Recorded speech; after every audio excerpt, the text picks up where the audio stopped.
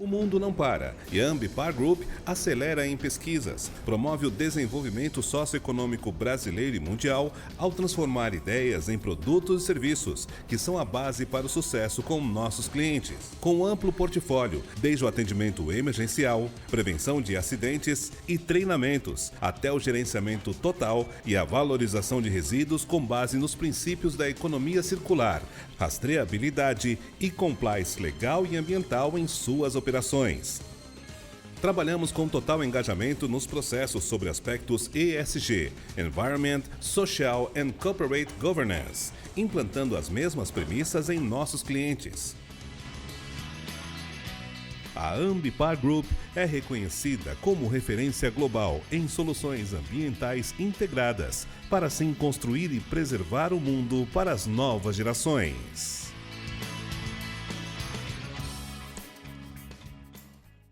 Olá pessoal, sejam bem-vindos a mais um FETransportes Brasil Conference. É um prazer estar aqui com vocês. Hoje a gente vai falar um pouquinho sobre o GNO, em especial, claro, o GNO da Argo. Então, espero que vocês aproveitem e a gente está super à disposição de todos vocês para desenvolver uma parceria de longo prazo entre FETransportes, Argo e os nossos clientes. Pode passar. Bom, o GNO ele é um produto que se enquadra, né, o que está situado dentro da carteira de linhas financeiras, e a partir disso a gente vai contar um pouquinho hoje sobre o surgimento do GNO do Brasil, no Brasil, até maiores detalhes sobre o GNO da Argo, e sobre a nossa estratégia junto ao mercado. Pode passar. Então, né, o GNO, ou então RC Administradores, né, como alguns parceiros também gostam de chamar, ele é um seguro que ele busca e que ele visa garantir a proteção dos executivos, sempre com foco em dar uma grande ou dar a maior tranquilidade possível para o processo de tomada de decisão dentro de uma empresa. Então, o espectro de abrangência do seguro GNO da Argo, ele abarca desde o diretor-presidente, por exemplo, até todas as pessoas que exercem função de gestão e de tomada de decisão dentro da companhia. Então, a ideia do GNO é proteger esses tomadores de decisão contra eventuais reclamações de stakeholders, né, de acionistas, de empregados, de órgãos governamentais, de todos os possíveis reclamantes que venham a questionar a gestão do board, né, da diretoria, das áreas de gerência, quanto à sua atuação. Então, acho que é legal trazer um pouquinho para vocês o histórico do seguro GNO. Né? O seguro GNO ele foi um produto pensado e criado nos Estados Unidos, e no início da década de 90, com o aumento do número de companhias estrangeiras passando a ter operação no Brasil, esse seguro começou a ser demandado aqui.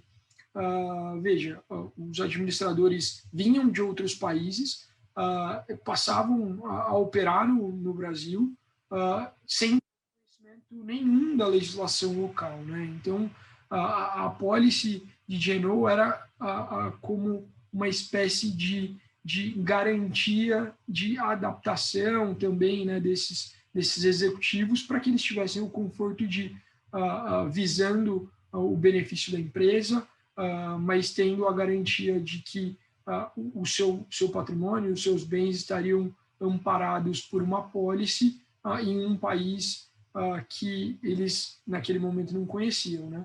Então, esse é o primeiro impulso do início da comercialização do seguro GNO no Brasil, né? Então, companhias de capital aberto nos Estados Unidos, né? As empresas com programas de ADR também passaram a contratar em função da grande exposição dessas empresas também brasileiras indo ao mercado americano buscar investidores. Então, passou a ser uma troca, né? Executivos vindo ao Brasil, buscando proteção para uma legislação que eles não conheciam, e executivos brasileiros passando a ter exposição nos Estados Unidos, também buscando proteção daquela legislação. Então, esse é o início do GNU no Brasil. E aí, alguns eventos muito importantes marcam a evolução do produto até os dias de hoje, onde a gente chega a uma carteira de aproximadamente 1 bi de reais, né? No final de 2020, de acordo com os dados da SUSEP, né, o mercado brasileiro de GNU chegou próximo à casa do 1 bilhão de reais de produção. Então, no início dos anos 2000, houve uma grande explosão do número de empresas brasileiras fazendo IPO, né, passando a ter as suas ações comercializadas na Bolsa.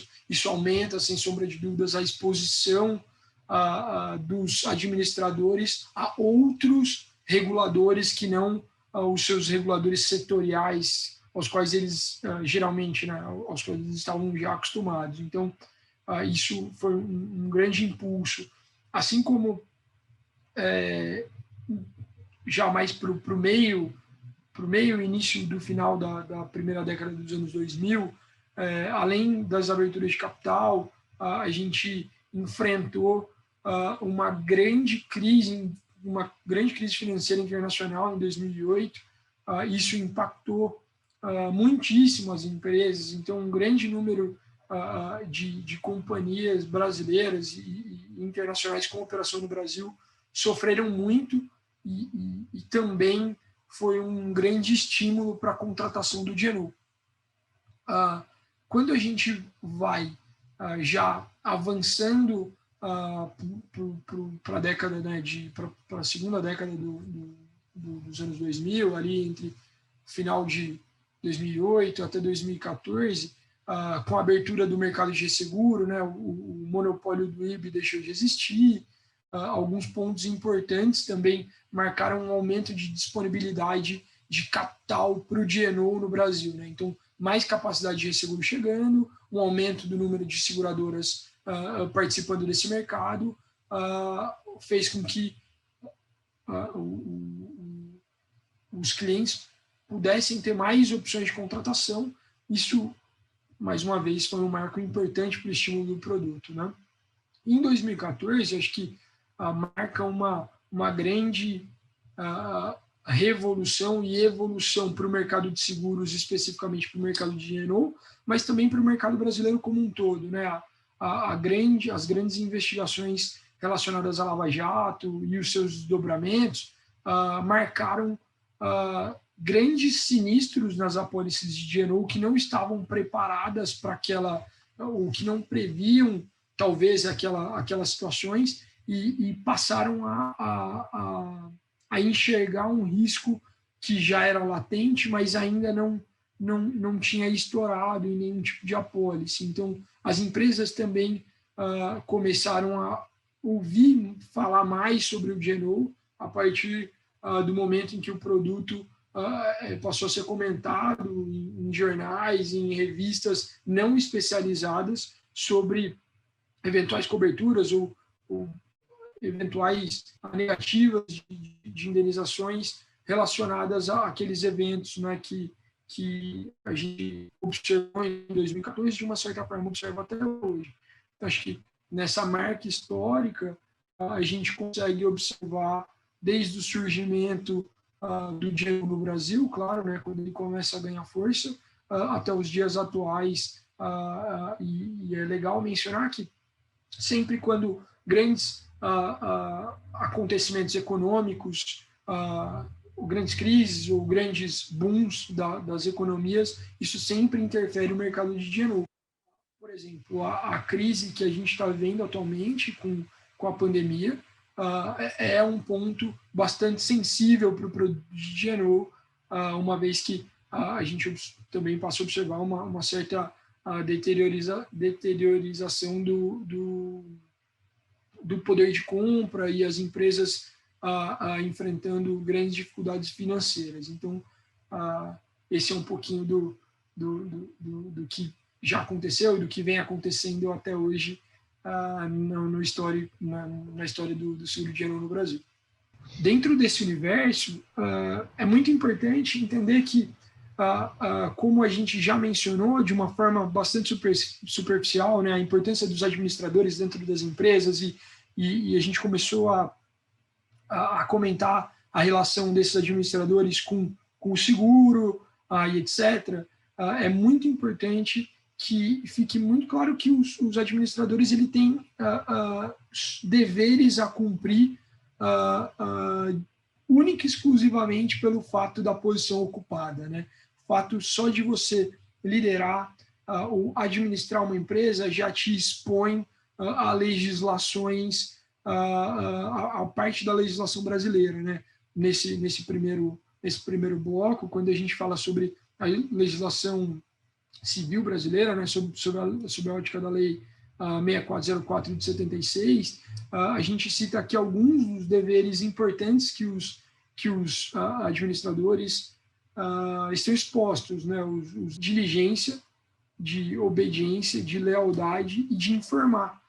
Esses deveres, eles regem o dia a dia de um administrador. Então, a relação dele com a empresa deve sempre observar esses deveres, porque além dele ser o seu empregador, esses deveres são básicos para uma boa condução de uma empresa. Então, junto a isso, o Brasil, né, o mercado brasileiro, ele é um mercado bastante regulado. A gente observa um número muito grande de leis, de normas, né, desde as leis, como a lei das SAs, até todos os códigos, desde consumidor, penal, civil,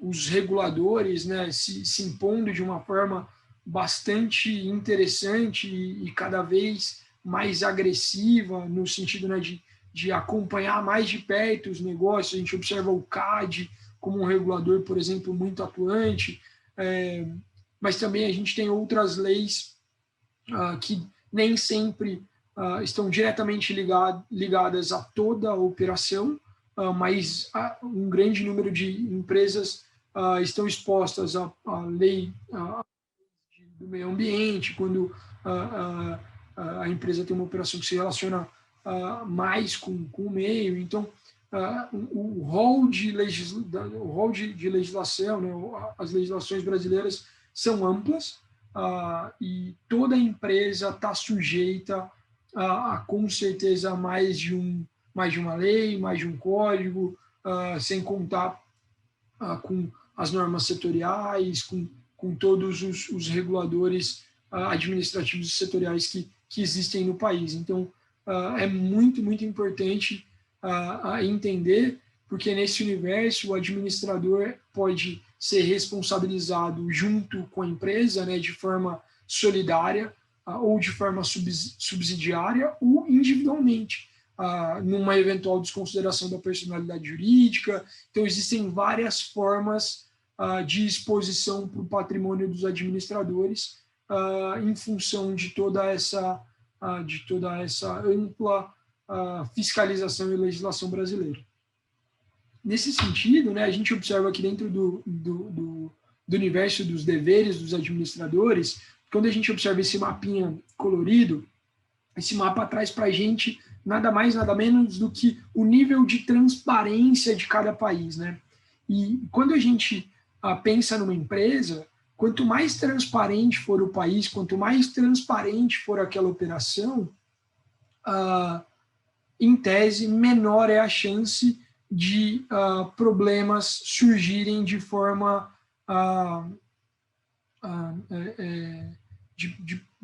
de uma forma surpreendente, digamos assim, né? A gente, quanto maior o nível de transparência, mais alinhado o país, mais alinhada a empresa vai estar com aquele seu ambiente. Então, isso é muito importante. A gente, né, o Brasil como acho que é de amplo conhecimento, não é um dos países mais transparentes do mundo, quando comparado com os países de primeiro mundo, né? A gente observa ali um bom pedaço da Europa, Austrália, Estados Unidos e Canadá como países com nível de transparência muito maior do que o nosso, e acho que isso é facilmente comparável ao nível de evolução dessas economias, né? Então, a transparência é bom para o país, é bom para a empresa, e, sem sombra de dúvidas, é bom para os administradores.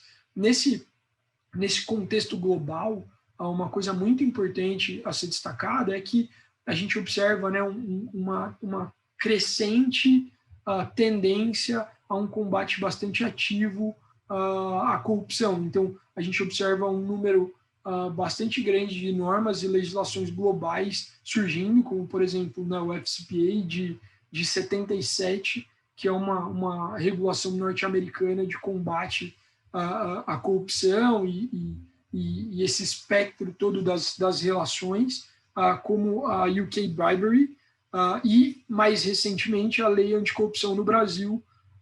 São pontos importantes que trazem um pouco os países mais à luz da transparência e que interferem de forma positiva nessas relações empresa-país, empresa-exportação, né? A gente observa um grande volume, por exemplo, de empresas brasileiras que exportam ou que importam, então tem essas relações internacionais não só com a lei brasileira, né, com a lei anticorrupção brasileira, mas também com essas outras leis mundiais. Pode passar. Então, nesse sentido, acho que é legal falar sobre, né, o segurado, o gestor, o administrador no centro e essas bolinhas em azul que a gente pode chamar de stakeholders, né, ou são as partes que se relacionam e que eventualmente podem se colocar como reclamantes, né? Então, o Ministério Público, a CVM como um exemplo de órgão administrativo, o fisco, os clientes, os próprios funcionários, eventualmente outros administradores, né? A gente vai falar um pouco mais disso no rol de cobertura, quando a gente fala de, né, tomador versus segurado, de segurado versus segurado, então as agências reguladoras, os acionistas, então é um universo muito grande de possíveis reclamantes, e quanto mais regulado for o setor em que a empresa se insere, maior é o número, né, de potenciais reclamantes que trazem essa maior exposição para o gestor. Então, esse é um desenho que eu gosto bastante, porque começa a tangibilizar todas essas relações que no dia a dia, às vezes, o gestor não enxerga, mas ele tem essa exposição, ele tá exposto no exercício da sua função. Pode passar, por favor. Então, aqui a gente começa a falar um pouco mais, de uma forma mais específica, sobre a apólice, né? Nesse primeiro momento, um conceito geral de apólice à base de reclamação, né? O D&O é um seguro à base de reclamação com notificação. Então, dentro dessa estrutura, né, a gente observa no quadrinho em azul mais escuro a vigência, que geralmente é de 12 meses, né, de um ano. Então, dentro dessa vigência, a gente tem os fatos geradores acontecendo até o último dia de vigência ou anterior a ela, desde que sejam fatos desconhecidos, e a gente vai explorar um pouco mais todo esse universo de fato gerador ao longo da apresentação. Mas o período para apresentação de reclamação é a partir do primeiro dia de vigência da apólice até o último dia de vigência de uma sequência de apólices. Então, por exemplo, aqui a gente tem 1 ano de vigência, mas com a renovação do seguro, porque o seguro de dia não é um seguro renovável, você vai ganhando esse período, e se eventualmente por alguma questão a empresa decida interromper a contratação, ainda existem os prazos complementares, esses sem cobrança de prêmio, para apresentação de reclamações de fatos geradores ocorridos até o último dia de vigência daquela sequência de apólices. Então, esses conceitos são muito importantes. Aí a gente vai entrar ao longo da apresentação sobre, dentro do conceito de data de continuidade, de data de retroatividade. Acho que a retroatividade é um ponto muito importante, né? Ela é uma data importante relacionada à cobertura de reclamações que são decorrentes de fatos geradores anterior ao início de vigência da apólice, desde que aquele processo não seja conhecido. Então, algo aconteceu no passado, antes do início de vigência da apólice, mas isso não foi de conhecimento. Virou um processo contra a empresa e posteriormente contra o administrador só dentro da vigência da apólice, né?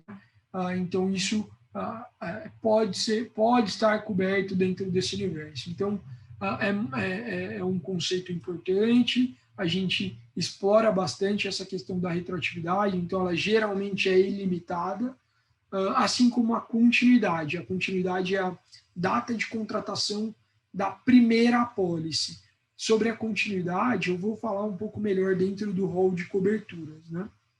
Então, como eu comentei sobre o prazo complementar, que ele é sem cobrança de prêmio adicional e é um prazo para apresentação de reclamação, também a gente tem o prazo suplementar, que pode ser adquirido por mais 1, 2 ou 3 anos, mediante cobrança de prêmio adicional.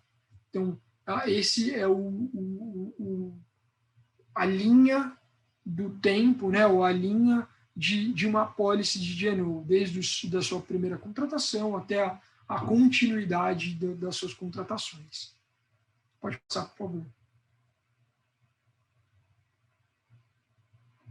Aqui, a gente começa a entrar já dentro da apólice de GNO da Argo especificamente, né? Então, a gente começa falando sobre as coberturas básicas, que são de extrema importância e elas dão o contexto geral da apólice, né? Então, a gente tem basicamente 3 coberturas.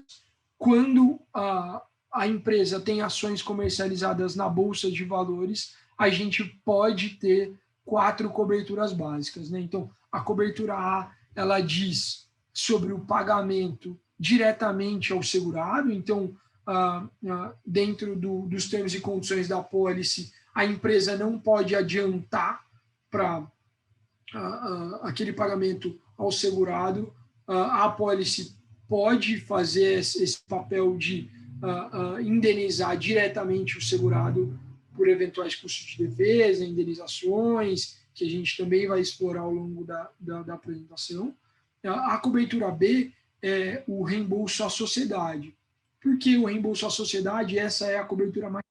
Porque a empresa é quem está mais próxima ao segurado. Então, se eventualmente há um processo, algo acontecendo e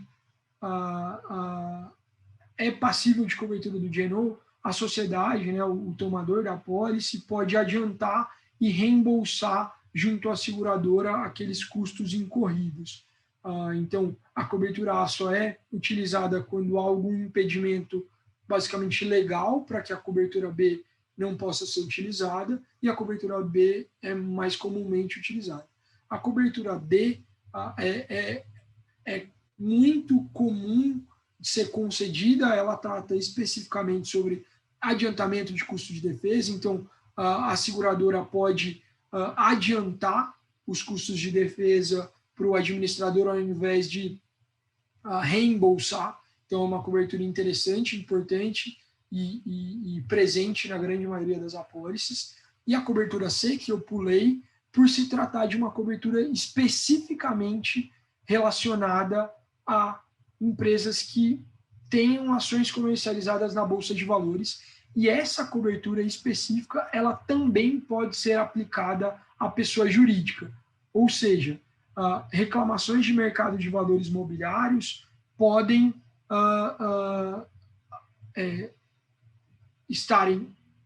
podem atingir, o administrador e a empresa de tal forma que fique muito difícil a dissociação de quem é o responsável, se é uma responsabilidade exclusiva da PJ ou se é uma responsabilidade também da pessoa física. Então, essa é uma cobertura criada para cobrir reclamações exclusivamente do mercado de valores imobiliários, também sobre a pessoa jurídica, né? Então, é uma cobertura bastante sensível, muito importante. A gente vê uma crescente no número de empresas com ações comercializadas na Bolsa brasileira, na B3, mas também nas bolsas dos Estados Unidos. Então, é uma cobertura sensível, importante e que carece de uma análise bastante profunda.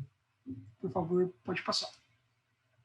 Aqui, a gente tem um rol bastante extenso de coberturas adicionais, né, adicionais às básicas. Então, eu vou pensando algumas dessas coberturas que são importantes e que geralmente são um bom argumento de venda e que também trazem mais dúvidas aos clientes, né? Então, dentro do primeiro bloco, né, a gente traz as coberturas que são aplicáveis antes da reclamação, então, antes de um processo judicial formal, mas quando já há o envolvimento do administrador. Então, uma eventual investigação que não incorre ainda num processo formal, mas os órgãos ali relacionados chamam o administrador a prestar eventuais esclarecimentos pelo seu desempenho, pelo processo de tomada de decisão, mas ainda não é uma reclamação formal. Isso pode ser uma cobertura concedida. Então, acho que é um ponto importante. São questões que são aplicadas antes de uma reclamação formal. No segundo bloco, a gente fala das coberturas adicionais que complementam as básicas. Então, a gente traz investigação, custos de fiança, despesas processuais, que é uma cobertura muito importante. Mas nesse bloco eu gostaria de destacar multas e penalidades, que é uma cobertura que, durante um período bastante longo, a SUSEP proibiu as seguradoras de comercializarem essa cobertura. Então, a gente poderia auxiliar os administradores com os custos de defesa, mas caso ele viesse a ser condenado a pagar uma multa, a seguradora não poderia arcar com essa multa por ser uma questão punitiva. Mas a SUSEP retirou essa restrição, então hoje as seguradoras podem comercializar essa cobertura, geralmente com um sublimite baixo, né, ou com um sublimite para esse tipo de questão, né? Então, se o administrador vem a ser multado na pessoa física, claro que desde que essa multa esteja relacionada aos termos e condições da pólice, ao exercício da função daquele administrador enquanto administrador, a pólice pode dar suporte ao pagamento dessa multa. Dentro desse universo, a gente tem, historicamente, algumas exclusões que constam em todos os produtos de D&O comercializados no Brasil.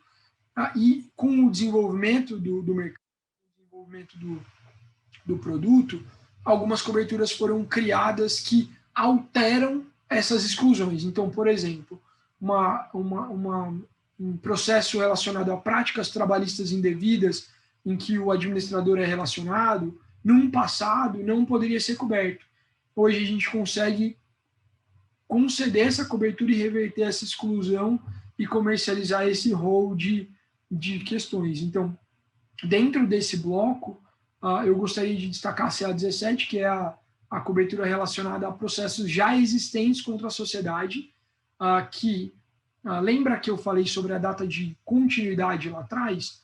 A data de continuidade, que marca a data de início de vigência da primeira apólice contratada, é muito importante porque quando a continuidade existe, qualquer processo contra a pessoa jurídica até o primeiro dia de vigência da apólice, mesmo que esse processo não relacione o administrador de forma nenhuma, não teria cobertura, porque a data de continuidade trava essa questão.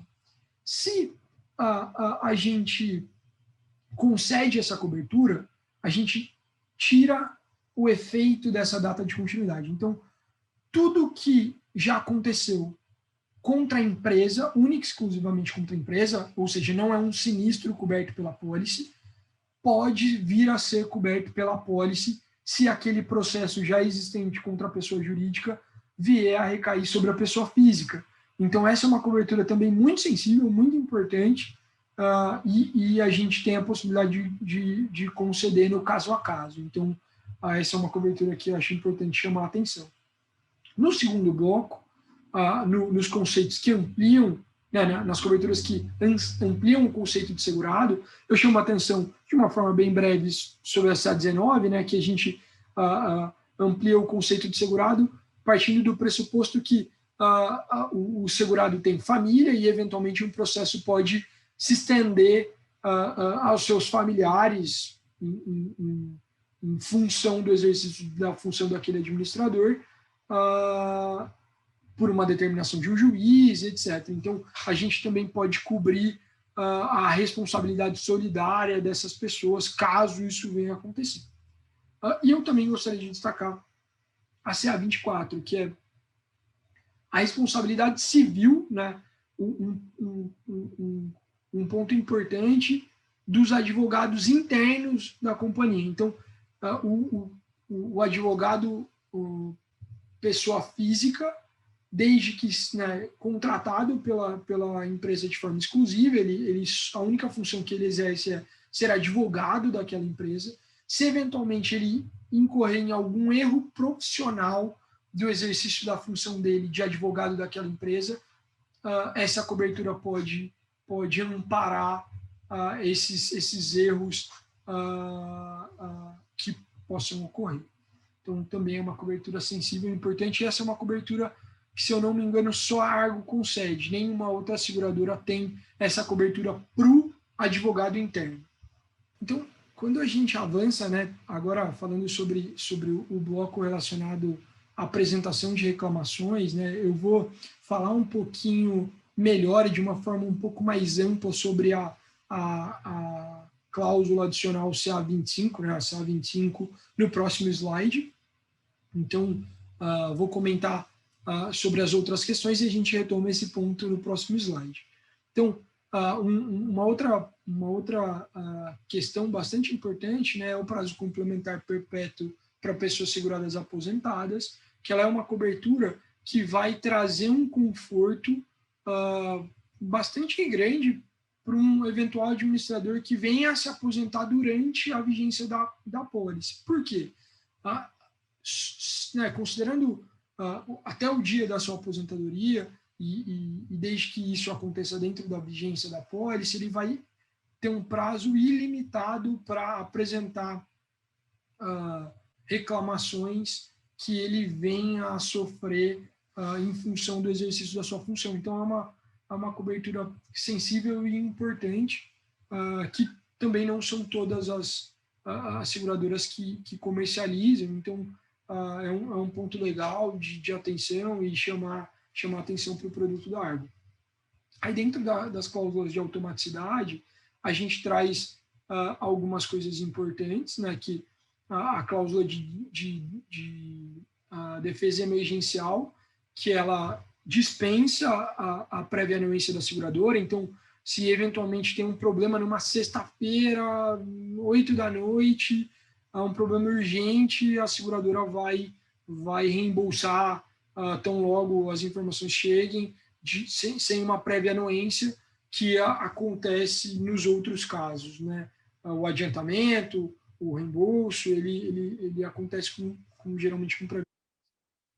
Então, além disso, tem automaticidade para novas subsidiárias. Então, se a sociedade, né, se a empresa adquire alguma outra empresa que tem até 30% do seu total de ativos, ela passa a estar coberta, né, dentro daquela pólice, ou os administradores da empresa adquirida passam a ter cobertura de forma automática dentro da vigência.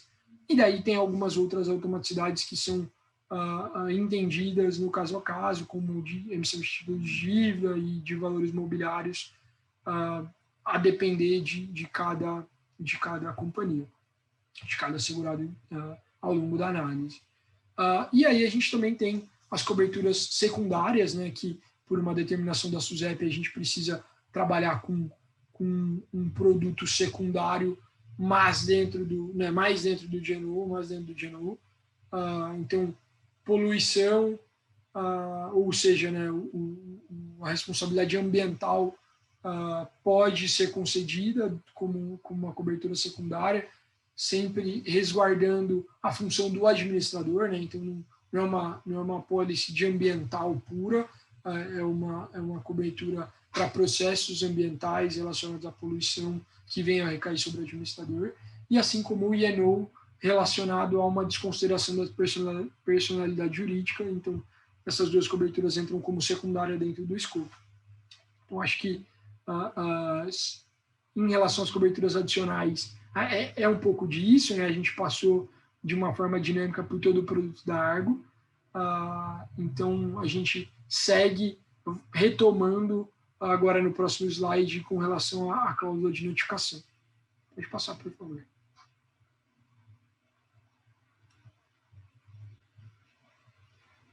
O porquê que a gente gosta de destacar, e a gente destaca sempre a cláusula de notificação da Argo, especificamente de uma forma apartada e eu diria que até especial. Porque como a gente falou lá no começo da apresentação, o seguro de GNO, ele é um seguro à base de reclamação com notificação. Qual que é a importância da cláusula de notificação da Argo? É que a notificação de uma expectativa é um direito do segurado, não é um dever. Então, ele tem a prerrogativa de avisar a seguradora sobre uma expectativa de uma possível reclamação. Então, ele decide marcar aquela apólice dizendo, olha, aconteceu um fato X, eu tenho, na minha cabeça, existe a possibilidade que no futuro eu venha a ser demandado por essa questão, então eu gostaria de notificar a apólice. Então, essa apólice de 2020 ou de 2021 foi marcada com essa notificação. Caso isso venha, caso ele mantenha, né, a contratação e isso venha a se tornar um processo contra ele, daqui a 5 anos, as condições dessa apólice vão resguardar a regulação. Então, se eventualmente esse ponto venha a ser excluído, por exemplo, numa apólice de 2 anos seguintes,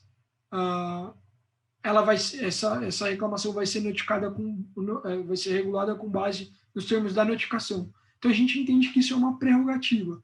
A gente sabe que algumas outras seguradoras tratam a notificação como um dever do segurado. Então, se ele não notifica, lá na frente, quando aquilo se torna uma reclamação, a seguradora tem o direito de negar por um não cumprimento de um dever da apólice. Então, essa é uma cláusula muito importante, muito sensível e que a gente gosta de destacar, que acho que, além de ser um bom argumento de venda, é um conforto bastante importante e muito grande para o administrador, porque ele passa a ter a clareza de uma prerrogativa e não de um dever. Então, é realmente muito importante. Pode passar, por favor. Aí aqui a gente fala, né, sobre as principais exclusões. Então, né, a gente não paga nada que é doloso. Então, se eventualmente no trânsito em julgado o administrador é condenado por agir com dolo, ele é obrigado a reembolsar todo o valor indenizado, todo o valor pago pela seguradora, ele é obrigado a reembolsar, desde que condenado, né, por dolo. Lembra que eu comentei sobre aquela cobertura de processos já existentes contra a PJ, que eu dei destaque nela, é porque dentro das exclusões a gente tem essa exclusão de reclamações em circunstâncias anteriores à data de continuidade. Então, se aquela cobertura não for contratada, o início de vigência da primeira apólice é a trava. Gestores de programas de fundos de pensão, porque existe um produto específico para fundo de pensão, então tem uma exclusão para isso. E reclamações sobre fatos não inerentes à posição de administrador, então fatos pessoais nunca estarão cobertos dentro da estrutura do GNU. porque a intenção é oferecer respaldos relacionados ao desempenho da sua função.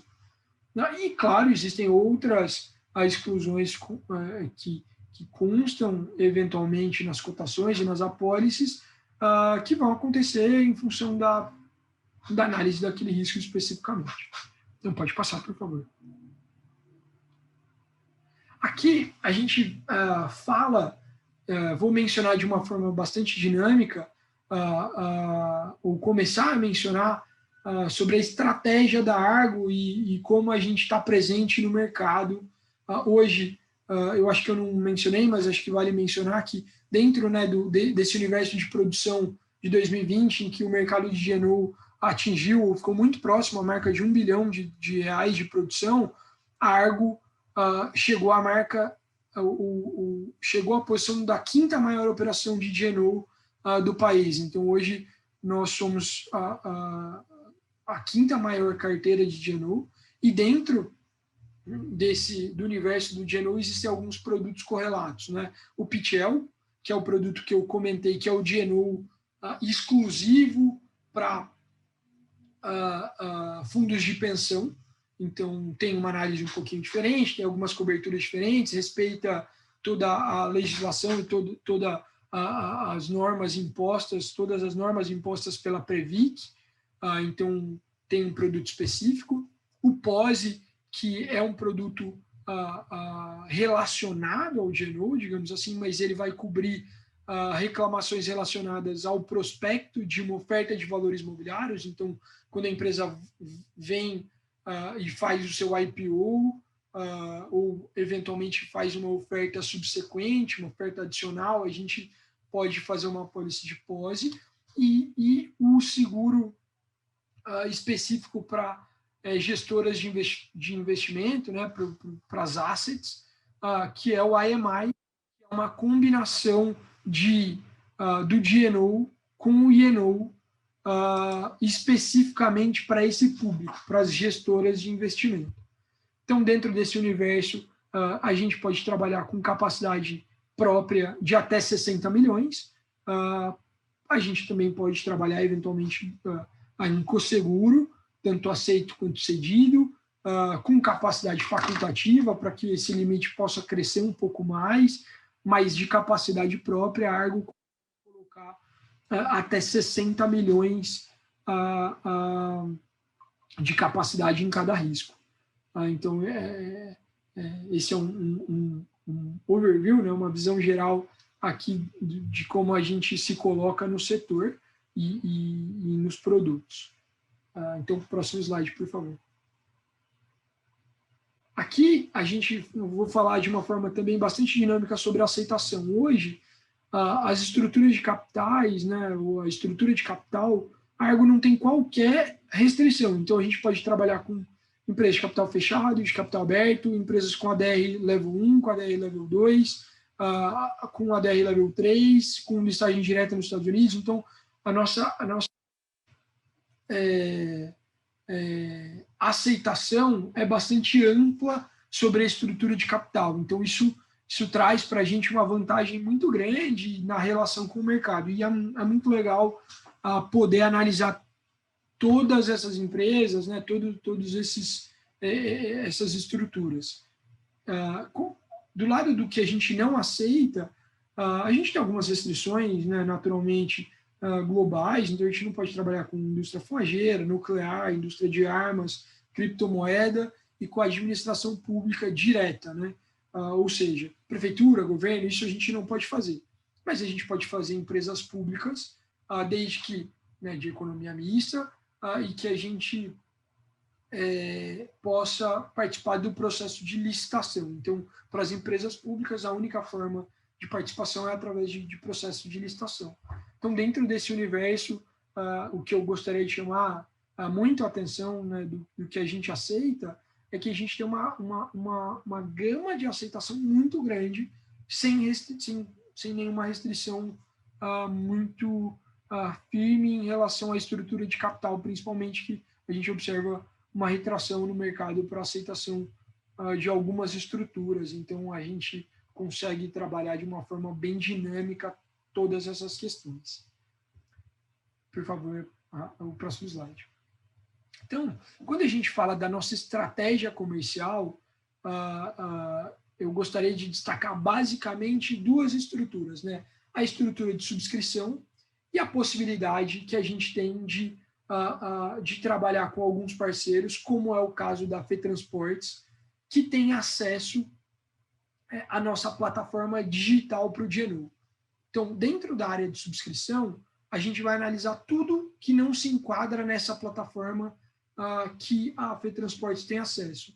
A plataforma, ela ampara a grande maioria dos segmentos, com limites de apólice de até 25 milhões, aí com empresas que tenham total de ativos ou faturamento de até 500 milhões. Então, tudo que for abaixo de 500 milhões e com limites de até 25 milhões, eu arrisco dizer que é o maior limite disponível no mercado em plataforma digital é o da Argo. A gente pode fazer essa cotação, né? A gente tem esse motor de cálculo na ponta com alguns dos nossos parceiros e com a FETransportes em especial, nos auxiliando nesse processo, o que é super interessante e auxilia muito a dinâmica da entrega rápida de cotação. Então, o que não se enquadra nisso, né, dentro da ferramenta digital, vem para a gente, e aí o time de subscrição analisa, só que a gente tem um time com uma autonomia local muito grande, então, basicamente, 95% de todos os casos que chegam até a gente consegue decidir localmente, e os 5% remanescentes a gente precisa dividir com os Estados Unidos, mas é uma autonomia muito ampla e isso dá uma rapidez, uma agilidade no processo de tomada de decisão. Então, um outro ponto, né, dentro da nossa estratégia comercial que é muito legal mencionar é que o nosso clausulado é amplo, ele está muito alinhado à legislação brasileira, então ele não é uma tradução literal de um clausulado estrangeiro, com adaptações e com termos que às vezes nem existem na nossa legislação. Então, ele é um clausulado focado, desenvolvido aqui, desenvolvido por nós, e que atende de uma forma bastante ampla o mercado brasileiro. Então, acho que esses pontos são importantes. A gente está super alinhado com a FETransportes, então a gente consegue desenvolver e oferecer soluções dinâmicas, amplas, e com uma parceria, visando sempre uma parceria de longo prazo. Pode passar, por favor. E assim, eu termino um pouquinho esse bate-papo sobre o GNO, sobre o produto da Argo, né, que é um produto que a gente gosta bastante de falar, porque nós entendemos que hoje o produto oferecido é um produto amplo, é um produto que oferece segurança aos nossos segurados, com condições claras, com muitas soluções possíveis. Então, foi um pouquinho disso que eu quis trazer para vocês nesse evento de hoje. Então, eu agradeço muito a presença de todos, eu agradeço a atenção, e qualquer dúvida, a FETransportes vai estar ao lado de vocês para ajudar, e nós estaremos sempre presentes junto com eles para oferecer o melhor que a Argo tem para o mercado. Então, mais uma vez, agradeço a atenção e a presença de todos. Obrigado.